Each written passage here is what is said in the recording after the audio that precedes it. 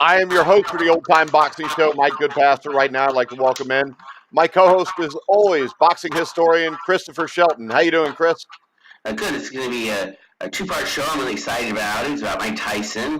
The second one's going to be about cheating. The first one's going to be about we're going to question when he actually started using steroids. I think he used them against Michael Spinks. I don't think he needed them. So the question is, when did he start using them and why? And this is what we're going to show is maybe his power wasn't what everybody thought it was.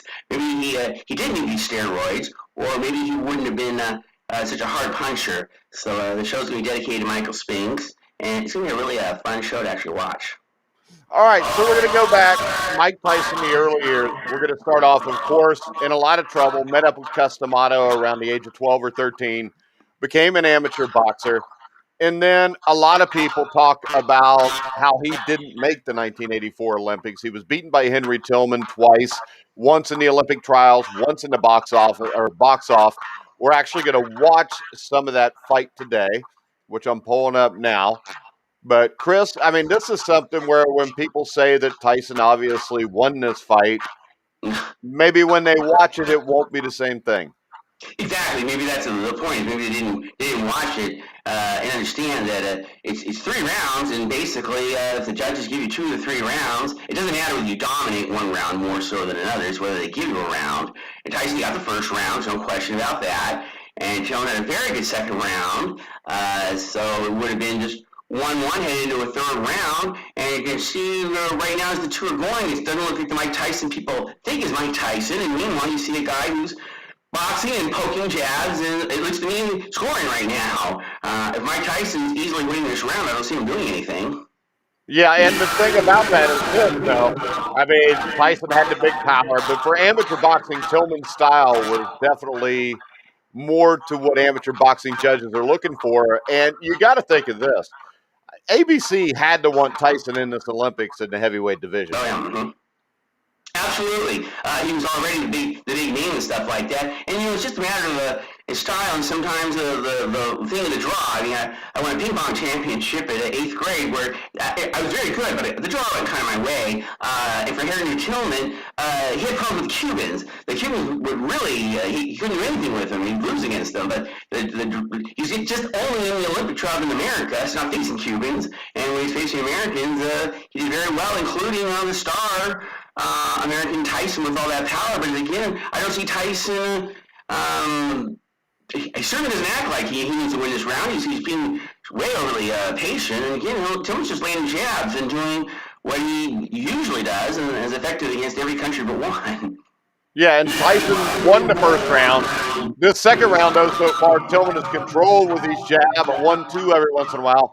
Tyson's basically swinging and missing from his shoes, if you know what I mean, Right. which doesn't really score points. I mean, right there, he might have grazed him, but, I mean, this is not what you think when people talk about Mike Tyson, because everybody acts like this fight was a dominating performance, and it was far from that. Yeah, exactly. In fact, when you mention that graze with the right, I don't see Tyson throwing anything resembling a jab. There you go. Instead of 1-2 of some kind, but he's certainly not hyper aggressive. And Tillman's older than Tyson, and look at that, just a little bit of not so much scoring, but he's still poking. He's poking his hand in the other guy's face, uncontested, and Tyson looks. I don't know, confused. It looks like he's just sort of taking his time. The second round, he just has to win the round, and he would have it, and he kind of just let it go, and so he had 1-1, even though Tyson had a very good first round. Yeah, and Tyson's still not really doing anything. And the thing that strikes me is the way his power punches are coming from distance instead of actually trying to move that head. We always talk about how great his head movement was when he was with Customato. I mean, he's moving his head here, but he's not really moving his head aggressively to try to get in range to throw punches. It's a great point. In fact, I would say he's not moving his head. I say he's moving his head like the Mike Tyson that got out of prison later on. The Mike Tyson that was under Teddy Atlas, and you're right, using the amateur, he did have a lot more head movement, and a lot more head movement than what you're seeing here. This is the third round, and now Tyson gets off to sort of an aggressive start without actually doing anything. And Tillman feels the Tillman's used also in these amateur bouts that are 3 rounds. Tillman's used to his going the full 3 rounds. Tillman's used to the feel of the third round, while Tyson, being a knockout person, even as an amateur, a lot of times isn't in the third round. So a lot of times you don't necessarily have that pace and rhythm and how much time you have if you're not used to being in the third round. Yeah, and I think this is really what we saw Tyson when he was older. When things weren't going right, he had a hard time adjusting, and he's not adjusted anything in this last round and a half that we've watched. He does the same thing over and over again, except he did attack at the start of the third round, but when he couldn't take Tillman out, he backed off again, which I think is what we saw from Tyson during his entire career. Yeah, it's very nice how Tillman really diffused that initial sort of attack, and then just took Tyson out of it. Now Tyson looks like he just really missing with tried to throw a couple jabs, didn't miss them, and missed again. This is not what people like to think about Mike Tyson. What it says is that what you were right. People said, well, he dominated, but they didn't actually watch it. They just decided he dominated it without actually watching it. They decided he probably dominated it, even if I didn't watch it. Yeah, they think he dominated it because a few years later they watched Mike Tyson knock Henry Tillman out as a heavyweight. And Henry Tillman was an undersized guy to be fighting heavyweight, and Henry was really just a great amateur boxer, and that was it. Oh yeah, absolutely, and also you can't be more aggressive, in the pro ranks and stuff. Yeah, absolutely. There's no question that when Tyson crushed Henry Tillman in the first round, but that has nothing to do with these two amateur bouts where Tillman is doing really well. He's also just more experienced than Tyson. Tyson would be more experienced when he fought Tillman as a professional after he'd already faced a loss. Yeah, and the thing that strikes me is the way Tyson cannot get inside right now. He's not really attempting to get inside. Yeah, absolutely. It's not a dull Tyson performance. It's Tyson performance not doing anything. And Tillman is really just keeping Tyson from doing anything, decking his jabs pretty clearly when around. He got a unanimous decision. It wasn't like for the people that didn't watch it and say Tyson dominated. Well, the people who did watch it said Tillman dominated it because they gave him a unanimous decision. Yeah, and I don't remember at the time of these fights, because these fights were shown on ABC. I don't remember being any great outrage that Tyson didn't win the decision, except for from Tyson's corner. Yeah, you're right. He had recognition and Howard Cosell's calling fight, but he hadn't quite taken over that cult everything. It was still it was just word about it. Tyson was easily defeated in that round.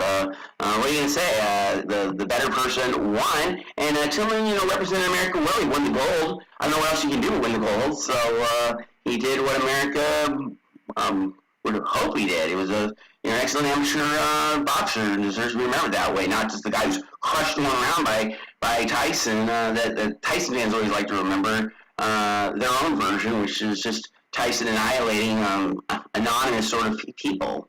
Yeah, and then we get to Tyson's professional career, which started off with Hector Mercedes. But when you look at these knockouts, his first 5 or 6 opponents, I mean, were all guys outside of Ricardo Spain, who was 1-0, and John Alderson, who was 3-0. They were guys all with losing records. They were all first-round knockouts. And Jimmy Jacobs, Bill Caton did something where they put a videotape together. I think it was these first 5 or 6 fights. They sent it to a bunch of different sports news outlets around the country. This started a trend. It started to get shown. And that's kind of what put Mike Tyson in the national spotlight.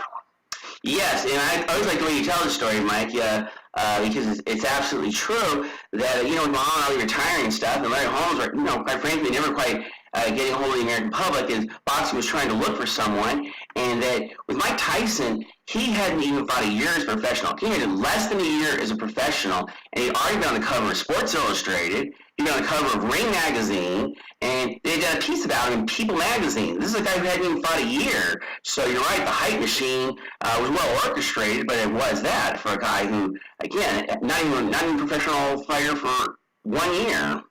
Yeah, and he dominated everybody early, but then he fought a guy by the name of Mike Jamison. And Mike Jamison was a big, strong guy. We're actually going to watch that fight here in a second. As soon as I get it pulled up, sometimes I have some difficulties with technology. But Mike Jamison was a guy that I think this was the first time I ever saw Tyson fight. because I think it was on like a Houston Boxing or something. It was on a Friday night. I remember watching it, and they were raving about Mike Tyson and how great he was going to be. And I remember then at the time when I was watching it, not really seeing it. I mean, when we Yeah. watched this here, Jamison was a tough guy, but he'd lost 7 of his last 10 fights. Only 8 knockouts and 25 bouts. A club fighter who looked like, if you ever watched a Grizzly Adams and the Bear, he looked a lot like the Bear. And and he came into this expecting to get not only knocked out in one round, the people in the fans are betting each other he won't last 40 seconds. When he lasted the first round, the announcers were saying, well, he can tell his grandkids he lasted one round with Mike Tyson, except he also lasted the second round, and then he also lasted the third round, and then he did what nobody else had done, he didn't last the fourth round, and I think part of it was also Donald Trump, who gave some Jasmine advice to Jamison. He's, talked to him and said, why don't you clean up a little bit and look good? You're on television, and don't just take for granted that this guy's going to knock you out. There's Iron Mike Tyson, there's Iron Mike Jamison. Clean up, have some pride. Go into the ring like you're somebody, and you might get better results. And I do believe that cleaning yourself up, kind of having a little bit of faith in yourself does mean something. And as you lasting round after round, also realizing, and his camp's getting really panicky. Hey, we're going to start to be facing some real heavyweights here. This guy's a club guy, and our guy can't knock him out. Yeah, and the thing about Jamison is he had the ability to kind of smother Tyson's punches, and Tyson didn't throw a lot of punches because right now this looks like the Tyson a little bit that fought Tillman. Yeah, what you always said is true about Tyson is that it hurt him his entire career. Is that he when he struggled a little bit, he had a difficult time figuring it out. Now, fortunately, he's up against a guy who, again, isn't really expected to do a whole lot. So even if it would have been actually maybe a good thing for Tyson to get last the distance or something. He wasn't used to stuff like that. But anyway, he's pounding on this guy, and the guy just keeps getting up, and that's not supposed to happen. And this power punch that Sports Illustrated and Ring Magazine talked about, this guy's a sure thing to be the heavyweight champion. I'm not sure he's a sure thing to be the heavyweight champion. And the thing that really stands out to me here, Chris, is we've seen Tyson throw 3 low blows in this round and not even really be warned about it. And I think that comes from that's his history. When he's having some kind of difficulties, he gets dirty. He's dirty, but you're right there. He has people kind of on his side. It's amazing, how many times the other person gets the warnings when it's Tyson that did something, or after Tyson lands one, well, they both get warned, even though the other guy didn't do anything. There's definitely a protection in the boxing community of Mike Tyson that Mike Tyson's good for all of us, so in a sense, which you and I, we did as historians and stuff, that we separate ourselves and just trying to tell the truth. We're going to try to tell what we think is going to be good for boxing. And what we do is what happened, and what happened is Mike Tyson's struggling a bit, and his camp is going to start to be concerned because he doesn't look like he all of a sudden has his knockout punch, and that's the whole point with Michael Spinks. Is I don't think he didn't use. I don't think he juiced at all. He was actually proven that Tyson cheated. In the second show, I had a lot of that stuff, a lot of the proven cheating stuff. So I couldn't prove he cheated against Michael Spinks, but I did think, well, when did he start juicing and why? And this would be starting to be the reasons of why you need to think about juicing a little bit, because you're not facing anything that looks like a heavyweight champion, and you can't knock him out with this alleged superpower that you're supposed to have. Yeah, if you have superpower, you knock Jamison out by now. Yeah, I guess so. Everybody else knocked him out. I got James and Craig were fighting a lot of tough guys. Brewer's already knocked him out by now. They're at least fighting right now. But it's a tough son of a bitch, and No, Tex Cobb knocked him out 2 or 3 years before this. Right, Tex Cobb. There are guys who, when you look at Jamison wins, he fought a guy with a 0-something record, and then took him on again, and then took on his dad, and took on guys. I mean, it's sort of crazy how you maneuver. And so Jamison's thing is right now is just going against guys who beat him up, and Tyson again was not only supposed to take him out in one round, but the people in the stands are so cocky because they're just there to watch a freak show. This is not really a usual boxing audience who want to watch a good fight. They don't want to watch a good fight. They want to watch one guy demolish the other guy in 90 seconds if possible. Yeah, and that definitely doesn't happen here in this fight. And I mean, it's not that Tyson looks bad, but it's when you listen to people talk about young Mike Tyson, he was supposed to be unbeatable. And what we'll show you today over this fight and 3 more fights, he was far from that. Absolutely. Just watching against Henry Tillman, you see that. Well, he's got some work to do in the boxing department. Forget the slugging department. And in the slugging department, well, unfortunately, quite a few heavyweights are going to decide that they can do something to assist their power. And it's a difficult thing when some choose to cheat and some don't. And Tyson, before going into this fight, he knocked everybody out pretty much in 1 round or 2 at the most. So it really looked like everything's fine. And all of a sudden, right now, Sports Illustrated and Boxing and Ring Magazine are, like everybody else, concerned. Yeah, he basically goes in, throws 2 punches, lands them clean, and then he gets tied up. It looks like the Bone Crusher Smith fight. Yeah, at least by the time he got around to Bone Crusher Smith, I believe he was juicing. I think the camp is going to. And one of the things about Customato, you keep hearing Customato wasn't quite as involved with Tyson as people seem to think. He wasn't even in Tyson's camp. I mean, Customato could recognize a good fighter, but he was also a much older, frail man by now. He was the Floyd Patterson's manager, and he took Buster Mathis to an undefeated record before he got fired before Mathis took on Frazier. But Customato's a little bit more of a figure. He's a person that's part of a hype machine of who you're selling. It's really it was Tay Atlas and Kevin Rooney when Atlas was fired who were really doing most of the work at this point.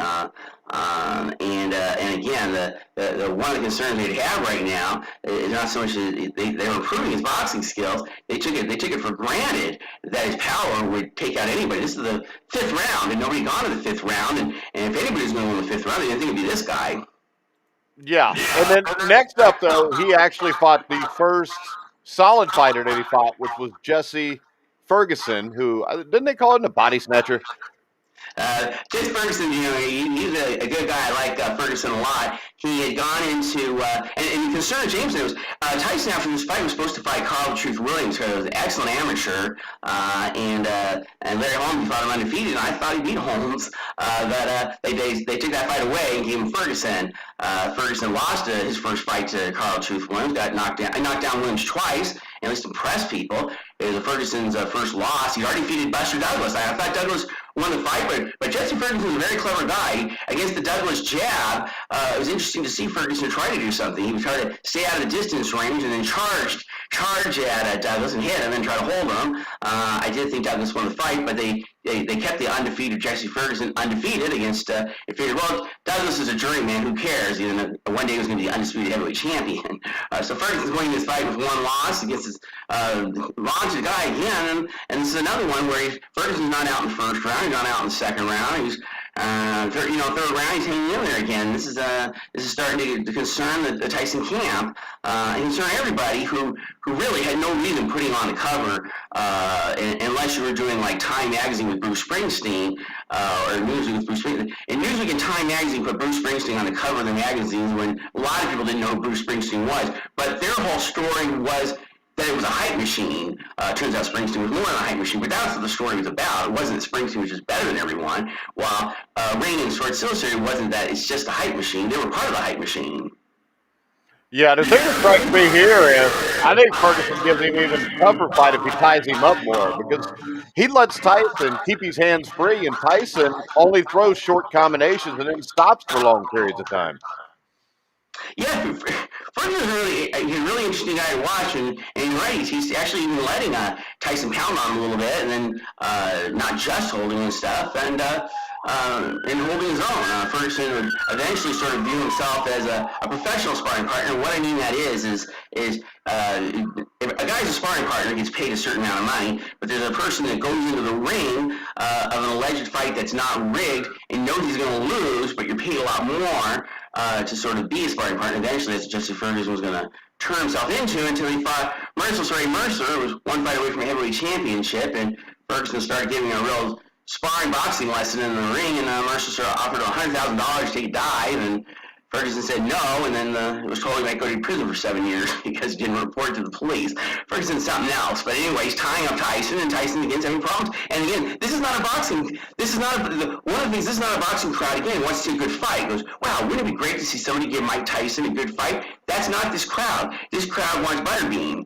They really just want a guy that's supposed to already wipe this guy out in 90 seconds, and everybody screams and goes crazy and pats themselves on the back even though they didn't do anything, and it's all being muted by Jesse Ferguson. Yeah, and Ferguson, it's not like Ferguson's just taking punches here. He's landed some punches on Tyson also. And once again, this is the fight where you ask a casual boxing observer about Jesse Ferguson and Mike Tyson. They just remember the uppercut. Oh yeah, that's what they get, and that's why I'm always proud of our show. They remember the Ferguson fight based on 15 seconds. That's all we saw, and that's all they wanted to see. But meanwhile, we show obviously much more extended coverage to show again. Yes, we show only 15 seconds of this. It looks like Tyson just annihilated Jesse Ferguson. But if you're watching him as he faced with Jamison, Tyson's not this. He didn't look to me like George Foreman. When George Foreman stepped in the ring as a heavyweight, he just beat the shit out of the guy he faced. This guy, Tyson ain't no George Foreman. No. Which is why Tyson never fought big George Foreman, even in the 90s. I'm sorry. But right, he never fought George Foreman because Foreman would back off. Well, Ferguson came to fight in this fight. I know that. So. And yeah, Ferguson again, a very interesting, unusual career. If we ever do, I have to watch all these fights again just to see what's going on with these decisions, and they really go right or wrong. Because again, Ferguson was really supposed to lose most of these bouts, and he's giving much better performances than people think he's going to give. And he's a real soft-spoken, nice, sweet guy who looks like I'd worry about him if he was working at local 7-Eleven. I'd say, dude, you're out of your league here. He steps in the ring, and he's not just a fighter and killer though. He's a boxer, and he challenges the person to do something to him. Yeah, and Ferguson was one of those guys, even in his late 30s, who's giving young contenders trouble. Right, and he's one of those guys that we like to talk about and point out that if you look at Ferguson's record, it looks like he's a terrible boxer. He couldn't be anything but that. He's a fantastic boxer. It's just the way your career is set up and arced, and Ferguson was sort of set up for a very unusual career that I'm glad we get to cover sometimes, because again, this. I don't see Tyson knocking this guy out in 15 seconds like everybody else. And if you watch more than 15 seconds of the fight, you'd realize Ferguson's giving Tyson a lot of trouble. Yeah, I mean, like I said, Ferguson's landing punches, especially an uppercut. He's hitting with the uppercut repeatedly. That right there is a great combination by Tyson, but then he stops again. He hits him low because it's a tough fight, so he's got to get what he can get. And look at the landing place Tyson's getting. You know what? This is where I believe it's after Ferguson that the camp, Kevin Williams certainly going to know about it. Customato, I don't know if Customato would necessarily know about it or not. He's not the active person that people imagine, and I do think that there's going to be consideration to juicing to help Tyson, because he's having too many problems against guys that are sort of a little below the fringe. And again, this is supposed to be something that's going to be the youngest heavyweight champion and dominant and all these sort of things, and I don't think Michael Spinks was juicing. I don't think George Foreman was juicing. Not everybody was juicing. Some people were. I don't think Buster Douglas was juicing, but I do think Tyson started after this. And Tyson's just listening to his people. I think Kevin Williams is one of the people that thought, you know what? I'm concerned in that, how do we know these other guys aren't doing it? And that starts getting in your head, and you face Trevor Berbick. What if Berbick's juicing? And then I do believe Tyson was going to start juicing after this point. Yeah, after this, he beats Steve Zalski. My great thing about Steve Zalski is I used to get a Boxing Illustrated subscription. And at one point, Steve Zalski was undefeated, and they had a question on there, is Steve Zalski the next Rocky Marciano? Turns out he wasn't. But after the Zalski fight, he's on ABC he's on ABC again, and he's fighting James Quick Tillis. Now, James Quick Tillis is a guy who had fought for the heavyweight title against Mike Weaver back in 1981. He lost a horrendous 15-round decision. I say horrendous because nothing happened in the fight. Yeah, we were But saying there was a really weird fight that we were supposed to take on Jerry Cooney, the number one contender, and they took it away from him and said, no, you got to face the number two guy. It was a dull fight, and we always said we were in a big mistake, not just, losing that crown and taking on Jerry Cooney. And Tillis really hurt his reputation, and really the dull fight, and Tillis didn't seem to have much going for him. Tim Witherspoon knocked out him. Tim Witherspoon knocked out Tillis in one round. So this is just okay, a guy who some people thought was a little bit like Muhammad Ali, and now people won't embarrassed to see he's like Muhammad Ali. Although, all of a sudden, another guy's lasted past the first round, second round, third round, fourth round, fifth round, sixth round with Tysons, and is scoring and actually winning rounds with the judges starting from this point on. yeah, because this decision was 6-4. People don't realize that 2 of the 3 judges had to fight 6-4. Tony Moretti had to fight 8-2, but this was a 6-4 fight by most people that saw it. Right, and again, because we're actually showing just extended coverage. We're not showing the whole fight. We're just showing a little extended coverage, rather than if somebody wants to show Tillis and our Tyson fan and want to cut it down to 30 seconds. Yeah, Tyson looks great in all his fights if you cut him down to 30 seconds. And in fact, he looks good in a lot of fights if you let him show the whole fights. But the problem is that Tyson can't. The thing is, we're kind of annoying to a certain extent to non-Tyson. People have that more neutral and want to see it good. I would be one of the people who say, "Is Mike Tyson's incredible?" I say, "Yeah, I'd like to see a fight like this. I'd like to see somebody challenging Tyson." But this crowd doesn't like to see somebody challenging Tyson. Then they're disappointed again by somebody outboxing them. Well, the thing is, they fought James Quick Tillis because he had somewhat of a name in the heavyweight division, and he was considered not dangerous anymore. He was 1-4 in his past 5 fights. The other thing I find interesting is that's a 6-4 fight by 2 of the 3 judges. It looked like instead of fighting Lorenzo Boyd and Reggie Gross and guys like that there may have been a rematch a few months after that, just so the Tyson camp could prove that this was just a fluke. Well, one thing for sure, Tyson didn't believe in a rematch. They certainly never give Buster Douglas a rematch. No, and they were holding Tyson away from people. It's amazing as you would watch the Tyson career, which is why there were so many people that ended up on the other side against him, a very strong but small minority who thought, his own camp doesn't believe in him, and they are hiding him from a lot of people. Yeah, you can kind of see a little, the difference here is James Buster Douglas, I think, was a much stronger puncher than James Quick Tillis. If Tillis could have punched a little bit harder, he could have won this fight. I believe so. You probably got going just a tiny bit. And again, it's 6'4". It's just and Tillis is looking like the boxer that we kept hearing he was, but it didn't always seem like it showed through. And he had one time he had Angelo Dundee in his corner, and Dundee, was so mad at Tillis having to deal with him. And finally, Tillis is kind of looking like it would have been terrible for boxing in itself to have Tillis defeat Mike Tyson, although, that's what makes any sport great is when the unexpected occurs. And again, what you're seeing is for the people that, Mike Tyson's so invincible, and if Customato had been there, Customato ain't doing shit. Customato's not even there. Customato barely knows who he is. Customato was dead by here. But the other thing is this. The thing that strikes me is everybody talks about the head movement Tyson fought with in his prime. He didn't fight with that head movement when he fought somebody that was hitting him. If you watch this fight, there's very little head movement here. He's got his gloves up next to his jaw, and that's about it. And he just stands there. He walks in. He throws 1 or 2 punches. Every once in a while, you see a combination. But right now, Quick Tillis is confusing him. Yeah, exactly. As you said, you're right. Where is the head movement that's supposed to be so vaunted?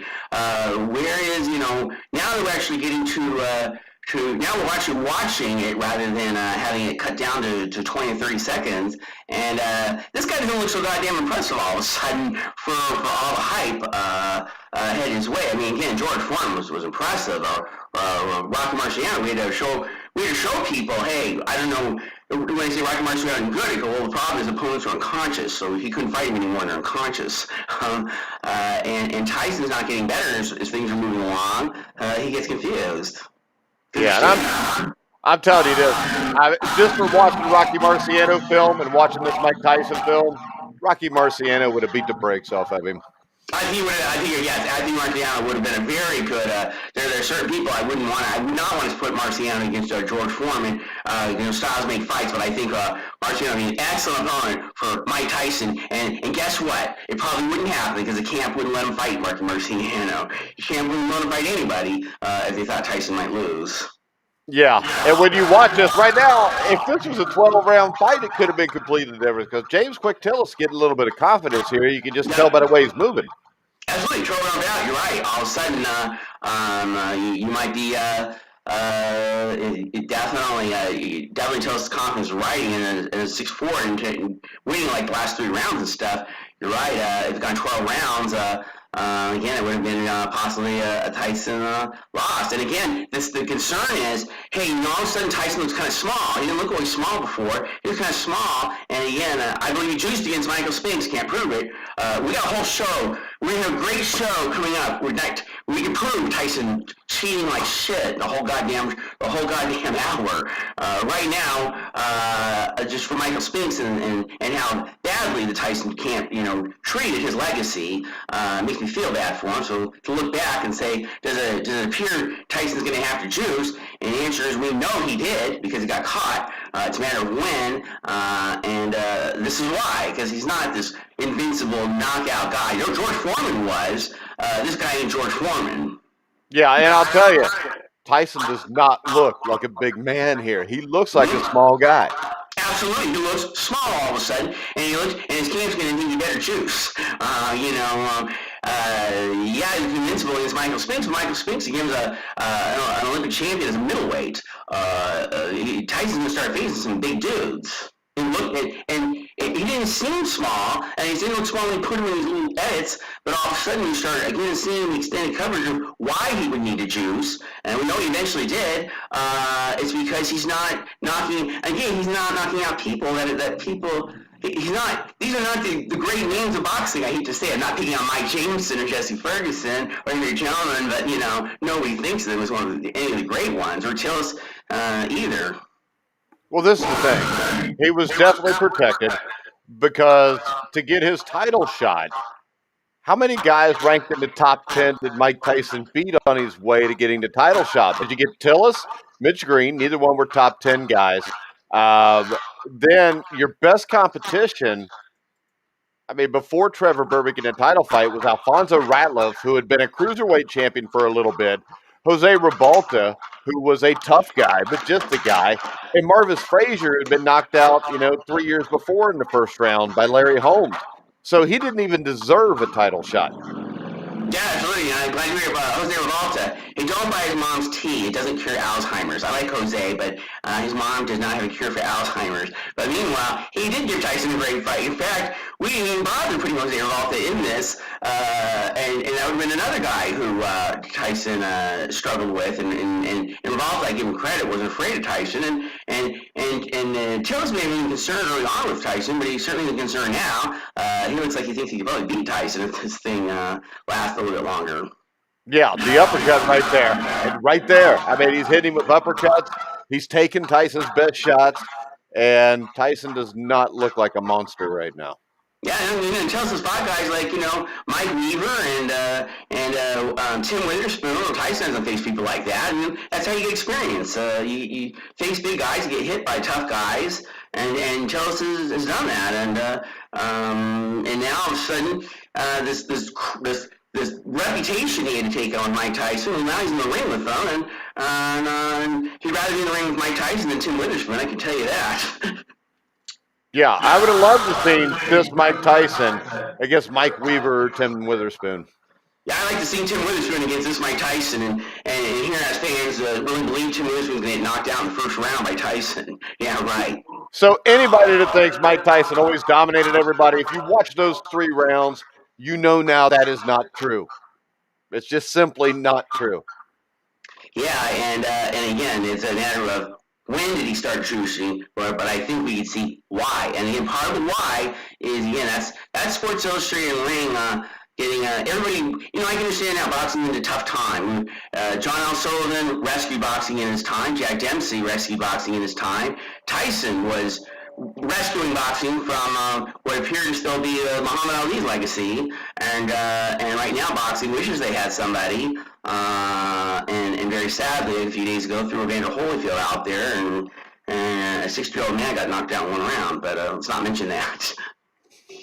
You just mentioned it. No, I didn't mention it. Shut up. You mind your own business. We're talking, Shaqs. So here's Mitch Green, four-time New York Golden Gloves champion. Again, as this fight progresses, you'll notice more and more that his, again, looks like a big guy against a small guy. At this moment, yeah, look like that, but it's going to start to appear that way again. And the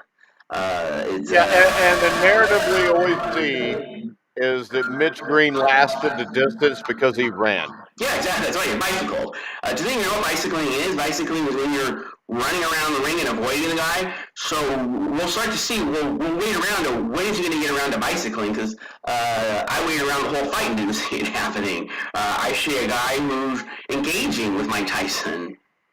Yeah, and Mitch Green only fought one really noteworthy opponent going into this. He lost to Trevor Berbick the year before. This fight was on HBO. I think it was Tyson's second HBO fight, because I think they showed Revolta before that. But, I mean, once again, when you watch this, and actually, if you just look at the way Tyson's built compared to the way he's built a year later, there is a difference. Yes, absolutely. As I said, cleaners are very good at judging these things, because when you juice, you can hide it sometimes from judges and ways, but it does start to change your physicality and things. So people that are really on the know can start figuring out who is and who isn't doing these things, and Tyson's is gonna be one of the cheats, one of the great cheats of all time. The next show, right now, around showing it's not so much a cheat; it's a person that isn't so invincible as everybody wants to say. A guy who goes in and knocks somebody out in one round, and they can't do anything about it because his punch is so goddamn hard, and he only throws one hard punch, and the guy's knocked out. And again, now here's another guy who's not knocked out and passed the first round, second round, third round, fourth round, now the fifth round, he's kind of pushing Tyson backwards a little bit. Tyson is not looking again. Hey, here's something for you. Mitch Green's next fight after this, Bruce Johnson, who was 8-22, knocked him out.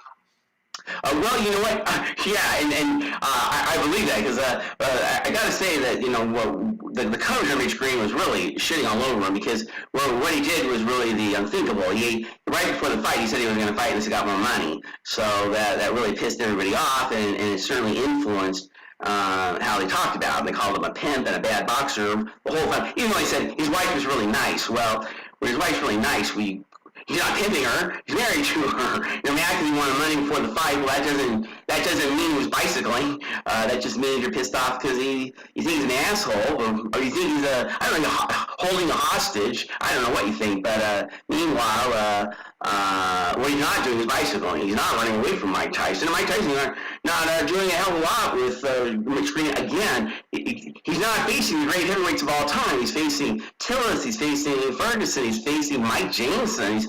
And not dominating him like everybody pretends he did. Yeah, pretend is the big word there. Yeah, everybody in on the hype. Everybody in on the lie. Nice line to me. Nice one by Green. Green's not gonna get knocked down. Green's gonna hold in there and can't go the distance. And Tyson is just starting to look a little bit like a small guy against the big guy to a certain extent. Okay. Doesn't he look sort of small all of a sudden? He looks so small at first, and you start to sort of notice that. And then Green at a certain point starts sort of pushing him backwards, and then probably Green is a stronger guy in general. Yeah, and this is another one. The longer the fight goes, the smaller Tyson looks. Yeah, that's exactly. It doesn't really get again. That's what I started noticing that too. And all of a sudden, this vaunted guy with the one-round knockout. In fact, it's really all goddamn hype. At least, Bruce Springsteen managed to prove it wasn't all hype in his case, and everybody loves him as an artist, but I like him. But he proved it wasn't all hype. And Tyson ends up with going to have a very mixed review how people, it was because the people that were extremely liking him liked him to such a degree, who kept insisting over and over again, Muhammad Ali would have got knocked out in one round. I had to hear that over and over again. I know, I've heard it too. Boxing fans. Yeah, Those people are especially. special. In one round. This guy's going to knock out Muhammad Ali in one round. Hell, he can't knock out Mitch Green. This is the 10th round, Mitch Green against Mike Tyson. Sorry. Yeah, this is the 10th round, Tyson and Green. And once again, I mean, Trevor Berbick was made for Mike Tyson, and he didn't punch big. The thing you notice with Mike Tyson opponents here, they never really put him in with a big puncher until Bone Crusher Smith. Yes, and also, quite frankly, the announcers, the people covering these things, they're all part of the same bullshit hype. Richard Green, when he lands punches, they go, yeah, but those aren't really punches he's landing. What are you talking about? He's throwing the two arms in front of him, they hit the person, it's a punch. What do you mean? We started swatting him. Well, if you swat somebody and it lands, it's a punch. Yeah. And he's bicycling. What the fuck is he? I'm sorry. When did you start bicycling? When did you start running around the ring like we hear? So far, I don't see him running around the ring a lot. I don't see him doing he's running around as much as Hoop's running around right now. Yeah, he's basically standing in front of Tyson, and Tyson's beating the hell out of him, and he slaps Tyson every once in a while. Yeah, that's probably the extra description. He's taking it kind of the pounding, but he's definitely standing in front of Tyson, and you're right, he's landing and flicking his punches, but also, Mitch Green's a 6'4" guy, we shouldn't just assume that these flick punches don't hurt or don't mean anything. If you ever put on boxing gloves, just hit yourself, just to feel it. It hurts. So if you can hurt yourself, punching yourself, this guy can hurt you if he hits you. Yeah, and you got to give Mitch Green this. Mitch Green, I think, gave everything he had. He just didn't have enough skill-wise to be able to beat Tyson, but he definitely had enough skill-wise to stay in there for 30 minutes.